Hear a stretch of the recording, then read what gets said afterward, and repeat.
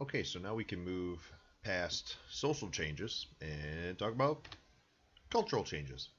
So art is also going to start evolving during this time period. This new middle class had a lot more free time to appreciate art, go to museums, and we see an explosion of art during this time period as the upper class and middle class also start to desire art in their own homes and to have their famous artists and paintings in their own homes and collect art.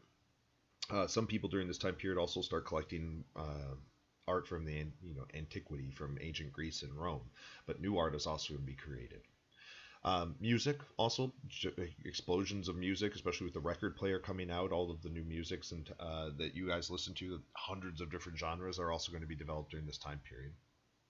Uh, Big changes in culture. A few that we need to know for this class: new styles of art. These actually do sometimes show up on AP and exams as well too. So it's important to know the general styles of art that are going to show up. Impressionism, realism, and romanticism. And if you've ever been to the Toledo Museum of Art, we have examples of all of these. I highly recommend you check them out.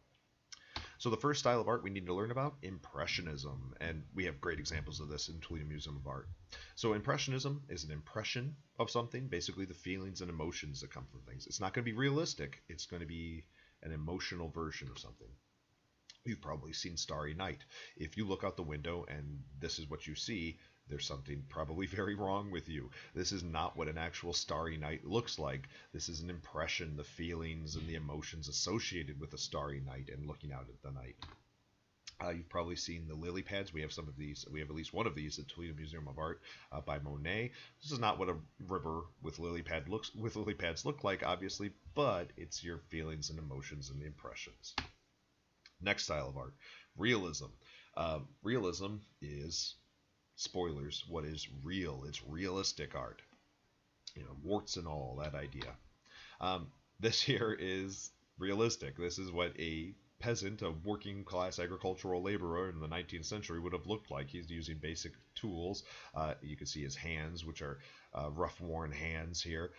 Wooden shoes because he's working in the mud. These are wooden clog shoes. Very simple clothing. Personally, I don't know if I would have this in my home, but it is a realistic style of artwork. It's obviously very well done. Maybe a little depressing, but this is a realistic form. This is not an impression. This is not the emotions or feeling. This is warts and all. This is what it looks like. This one's maybe a little nicer. It's just a woman looking in a mirror. Her hair is obviously unkempt. It's not perfect. It's realistic. This is what she looks like. This is who she is. Of course, this famous painting of Napoleon after his defeat in Russia. Uh, he's slumped over in the chair. He's just sitting there, mud on his boots. He's not. I think it's his hat on the floor. He's not posing in any way. He's not looking majestic like the Emperor of France, you would think. He's a defeated man. This is realism. This is as close as you're going to get to a picture during this time period. Um, this one I'd probably hang in my house. All right, so the last one here that we need to learn about, and we're going through these kind of quickly because they're pretty straightforward, is romanticism. Romanticism is like realism. Oftentimes it's realistic. It's not an impressionistic picture, but it's how things could be. So it's not necessarily, just some woman looking at her hair or Napoleon slumped over in a chair. This is going to be fanciful. These are some of my favorite pictures. I'm going to go through these here. This is from an American artist named Thomas Cole. And actually, if you go down, if you go all the way down E Hall and you get moving to the art wing, we have a picture from a giant print of from Thomas Cole hanging in the wall on the hallway there. It's a different one from what I'm going to show you, but they have a Thomas Cole painting. Thomas Cole was an American artist during this time period, and he's painting realistic art forms, right? These look like trees, and that looks like a person with a bow and arrow, and there's other people, and there's a deer. Little village over here. He's painting realistic things, but it's obviously not reality. This is not something he witnessed himself. The series that I'm going to show you, it's 5 paintings. It's called The Course of Empire. It was highly controversial when it came out because he's talking about, what could possibly be and how things go. And he's talking about the course of empire and really the course of humanity, our history. It's kind of a good summation of history.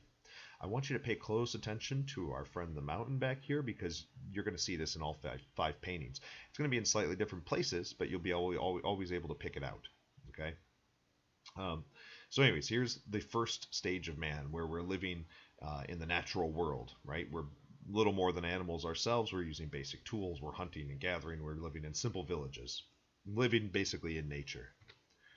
Then we've evolved slightly further. History's gotten more complex. We have our friend the mountain in the background. But now we're in the pastoral stage where humans are hunting and gathering a little bit more, but now we're also, or still, but we're also involved with herding animals and farming.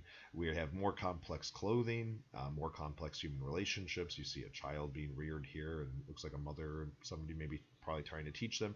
We have stone structures. It looks like a Stonehenge back there. Society has gotten more complex. Boats out in the rivers. All right, here's our friend the mountain. Now he's over on the right-hand side here. But now we are at the peak of civilization. This is like the glory of Greece and Rome, or you could argue the British Empire or the peak of the American Empire. Now you're probably getting why it's going to be controversial, why his artwork could be considered controversial.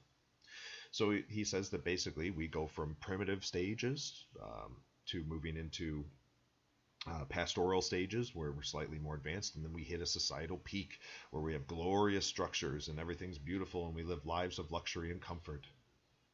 And of course, then what happens to Greece, what happens to Rome, what happens to all the great empires? Violence and chaos and revolution. Our friend the mountain.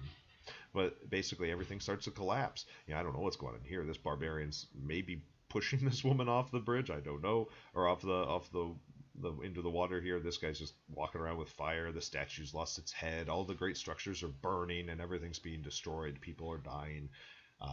The collapse, right? That all great civilizations, they hit a peak and then they eventually collapse. And this is where we're getting controversial. He did these paintings in the early 19th century in the United States of America. We're a young country full of hope and vision. And he's arguing that eventually that will all come to an end as well too. That's controversial. That's very controversial. And then finally, desolation. At the very end, his final series of the Course of Empire is that all that's left, other than our friend the mountain, that all that's left is the ruins. All great societies, Rome, Greece, Persia, it doesn't matter. Eventually, all that is left of them is the ruins that you can walk through and see that there was once a great civilization that hit a peak and then eventually collapsed and fell. And he argues this is the course of empire, that all empires follow this. Once again, it's a romanticism. It's not what is actually real. It's not. It looks realistic. This looks like the world as it is. However, it's more of a fanciful version of things. So Impressionism, realism, and Romanticism, new styles of art, become very popular and common in the 19th century. So art is evolving. It's not just religious art so much anymore. Now we have all sorts of different styles of art forming, mostly for the middle class.